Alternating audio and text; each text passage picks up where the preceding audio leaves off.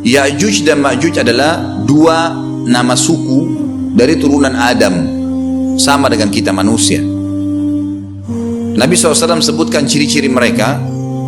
Mata mereka sobekannya kecil sehingga mata mereka kelihatan seperti sipit, tapi bola matanya besar. Mereka memiliki rambut yang keriting dan mereka memiliki poster yang umumnya seperti poster manusia. Hanya saja mereka ini memang menjadi fitnah, tanda-tanda hari kiamat. Mereka tidak berbaur dengan manusia yang lain. Salah seorang di antara mereka tahu kalau dia akan mati kalau sudah memiliki anak 1000. Tidak ada pengikutnya dari manusia biasa. Pada saat saya pelajari tentang Ya'juj Ma'juj ini tingkat 3 kuliah, kurang lebih waktu itu tahun 96, 97, dosen saya membuka kitabnya membahas masalah ini. Saya sempat tanya sendiri, saya bilang, Syekh, jumlahnya Ya'juj Ma'juj itu berapa banyak? Dia bilang tidak terhitung jumlahnya. Karena ada hadis yang berbunyi mereka akan mendatangi sebuah sungai, kalau tidak salah namanya Sungai Tibria. Sungai itu sekarang ada, besar. Bayangkan sungai ya, airnya banyak mengalir. Kata Nabi SAW, mereka akan mampir dan minum di situ. Mereka semua minum air sungai itu, dan yang terakhir dari mereka datang sudah nggak dapat air. Artinya air sungainya habis diminum. Bayangin berapa banyak jumlahnya tuh. Satu Jakarta aja sekarang kalau minum air sungai Ciliwung nggak habis. Mungkin nggak bakal habis kalau satu Indonesia pun minum. Bayangkan berapa banyak jumlah mereka tuh. Tidak terhitung. Nanti kan kita bacakan ayat-ayatnya tentunya. Banyak sekali ayat berhubungan dengan masalah itu.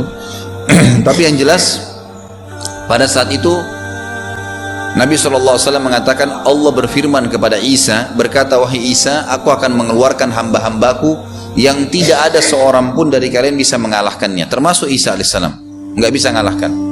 Maka selamatkanlah dirimu bersama dengan pengikut-pengikutmu ke Gunung Tur namanya. Gunung Tur ada di Palestina.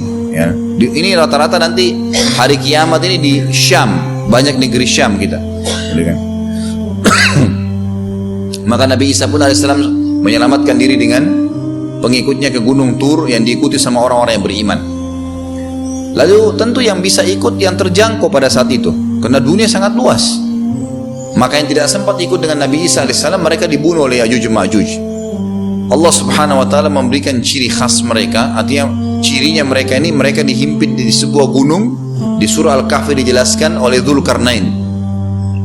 Dzulkarnain khilaf antara ahli sejarah mengatakan dia nabi atau dia orang saleh. Tapi Allahu alam, saya cenderung dengan pendapat yang mengatakan dia adalah seorang nabi, karena Allah SWT angkat ceritanya dalam Al-Quran, dan Allah berikan dia banyak mukjizat. Di antaranya mukjizatnya adalah menahan Ya'juj Ma'juj waktu itu ingin membuat kerusakan di zamannya dia dulu.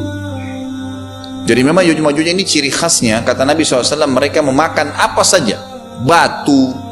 Kalau hewan-hewan itu kalah jengking sama ular, binatang-binatang buas, harimau, mereka makan semua.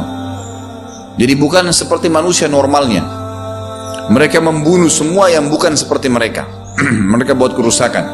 Sampai-sampai kata Nabi SAW, tidak ada yang bisa mengalahkan mereka, dan jumlah mereka sangat banyak. Salah seorang di antara mereka tahu dia akan mati kalau sudah punya 1000 anak. Dan tidak menikah dengan umumnya orang. 2 suku ini saja. Kata Nabi SAW dalam hadis Bukhari, kecelakaanlah bagi orang-orang yang ada di Jazirah Arab. Kemungkinan besar makna ini adalah tempat mereka dekat dengan Jazirah Arab. Sebagian, ada satu syekh dari Mesir, sekarang ada bukunya sama saya dan sudah terjemahan bahasa Indonesia, judulnya Ya'juj Ma'juj. Kalau Bapak Ibu mau beli bisa, ada judulnya Ya'juj Ma'juj, tapi saya lupa penerbitnya apa. Itu agak tebal, harganya mungkin sekitar 85.000 atau 100 ribuan lah maksimal. Itu khusus, dan beliau adakan penelitian, saya baca dan memang sangat konkret dan ilmiah. Beliau mendatangkan fakta kalau tempat Ya'juj Ma'juj yang disebutkan dalam Al-Quran itu ada di Cina, tembok Cina. Jadi seperti yang disebutkan dalam Al-Quran, 2 gunung yang disatukan, di antara celah gunung itu ditaruh tembaga-tembaga. Pernah pemerintah Cina mendapatkan ada celah dari tembok Cina itu yang bolong. Waktu mereka mau tempel bolongan itu dengan batu tanah yang mereka biasa taruh sekarang, ternyata di dalam itu ada tembaga yang mengeras, dan seperti disebutkan dalam Al-Quran. di mana ya Zulkarnain mempertemukan antara besi-besi yang ditumpuk lalu dipanasi, dibakar sehingga menjadi meleleh, kemudian disirami lagi dengan timah yang meleleh juga dan dibiarkan kering sehingga menjadi tembok besi. Kata Nabi SAW, kecelakaan bagi orang-orang Jazirah Arab karena telah terbuka dari lubangnya Yajuj Majuj sebesar ini. Udah kasih isyarat dengan jari ibu jari sama jari tengahnya. Artinya mereka sudah bisa melihat keluar. Tetapi kata Nabi SAW, setiap hari mereka terus menggali gunung itu, berusaha untuk keluar. Pada saat mereka tiba di malam hari, mereka capek, mereka mengatakan besok kita lanjutin. Mereka bangun besok pagi, gunungnya kembali utuh lagi. Sampai nanti waktu di mana Allah izinkan mereka keluar. Pada saat mereka keluar, maka mereka akan mulai membuat kerusakan. Ada di halaman 82 ya. Al-Anbiya 96 sampai 97 ayatnya. Ingatlah hingga apabila dibukakan tembok Ya'juj Ma'juj, bolong, jebol, dan mereka turun dengan cepat dari gunung-gunung itu, dari seluruh tempat yang tinggi. Kita tahu itu jaraknya berapa ratus kilometer, bahkan mungkin ribuan kalau nggak salah ya. Semuanya itu akan dipenuhi Ya'juj Ma'juj. Dan telah dekatlah, kalau sudah terjadi itu, kedatangan janji yang benar, maksudnya hari kebangkitan. Maka tiba-tiba terbelalaklah mata orang-orang kafir. Mereka berkata, aduhai celaka kami, sesungguhnya kami dalam kelalaian tentang ini, bahkan kami adalah orang-orang yang zalim. Kenapa? Karena Ya'juj Ma'juj tidak lihat apakah kafir atau beriman. Mereka tidak butuh, bukan seperti Dajjal ya. Dajjal butuh jadi pengikutnya, oke, aman. Ini enggak, siapa saja ditemuin dibunuh. Dia enggak pandang, enggak mau tanya kamu dari suku mana, kamu agama apa, tidak dipandang. Orang-orang muslim pada saat itu, orang-orang muslim pada saat itu yang ikut dengan Nabi Isa AS berhasil selamat. Walaupun pada saat itu di muka bumi umumnya orang sudah beriman. Yang dimaksud di sini orang-orang kafir adalah adanya orang-orang yang masuk Islam karena terpaksa, karena mereka tidak terlalu faham pada saat itu, lalu mereka menganggap remeh informasi dari Nabi Isa AS. Maka mereka terbelalak matanya karena dibunuh oleh Ya'juj Ma'juj.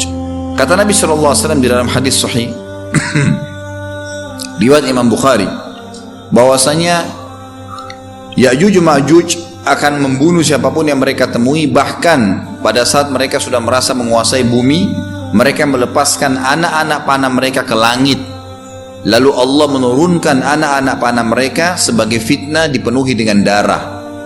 Maka mereka berkata, kami telah membunuh semua yang ada di bumi dan semua yang ada di langit. Maka sebagai penutup dalam bahasan itu kata Nabi SAW, Allah lalu mengizinkan Isa untuk berdoa kepada Allah agar memusnahkan mereka. Maka Isa alaihissalam pun akhirnya berdoa, meminta kepada Allah subhanahu wa ta'ala agar mereka semua dimusnahkan. Maka pada saat itu pun Allah subhanahu wa ta'ala menurunkan kepada mereka hama. Sebagian hadis menyebutkan serangga kecil seperti cacing, banyak sekali yang menimpa tubuh-tubuh mereka, setiap orang satu, dan itu membuat mereka mati. Membuat mereka mati, dan mereka mati seketika semuanya. Jadi secara bersamaan semuanya meninggal. Allahu a'lam waktu itu berapa ratus juta jumlah orang Ya'juj Ma'juj pada saat itu, tapi semuanya akan mati dan seluruh muka bumi dipenuhi dengan jasad mereka ya. Setelah itu Nabi Isa alaihissalam pun berdoa kepada Allah subhanahu wa ta'ala agar menghilangkan jasad-jasad mereka yang baunya sudah luar biasa waktu saat itu disebutkan dalam hadis. Maka Allah subhanahu wa ta'ala mengabulkan dan mengutus dari arah barat burung-burung yang lehernya panjang dan pelatuk mulutnya besar, yang memegang setiap jasad Ya'juj diambil, diangkat, setiap orang satu burung. Bayangkan berapa banyak miliaran burung pada saat itu. Kita nggak tahu bagaimana, Allahu a'lam, tapi ini wahyu, penyampaian informasi yang pasti. Diambil, kemudian jasad-jasad mereka dilempar ke lautan. Lalu Allah SWT turunkan hujan. Pada saat turun hujan, maka hujan tersebut membersihkan semua bekas-bekas mereka, kotoran mereka, darahnya segala bersih. Maka bumi kembali subur lagi. Tapi tidak disebutkan berhubungan dengan masalah ini berapa lamakah kejadian tersebut terjadi. Kemudian setelah itu Isa alaihissalam memimpin lagi di muka bumi sampai beliau meninggal.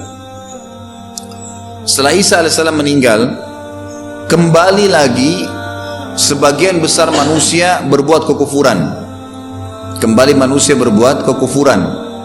Mereka kembali lalai, nggak ada lagi pemimpinnya karena terlalu banyak orang pada saat itu, maka ada yang kufur lagi.